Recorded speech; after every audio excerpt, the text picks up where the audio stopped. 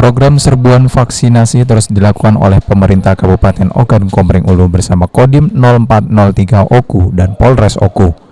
Sama seperti daerah lainnya, program serbuan vaksinasi ini cukup disambut antusias warga khususnya ASN di lingkungan Pemkab Oku. Ratusan orang terlihat antri di depan ruang Abdi Praja kantor Pemkab Oku untuk mendapatkan vaksinasi.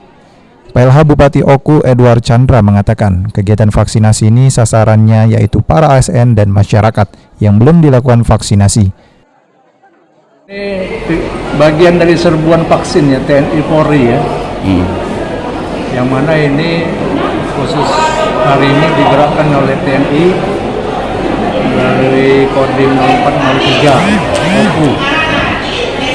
Hari ini lanjutan dari kemarin kita laksanakan juga, dan hari ini dipusatkan di pemerintah kabupaten sini untuk menyisir OPD, staf-staf atau pejabat yang tertinggal yang belum divaksin.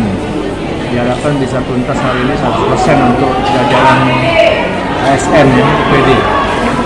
Ada juga masyarakat yang ikut karena alokasi dari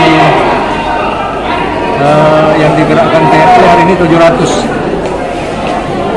orang, sisanya kalau masih ada masyarakat yang datang lagi diarahkan besok. Menurut informasi dari Kodim, jadwalnya besok di PT Semen. Ya, kita menyisir sebagian yang ASN yang belum,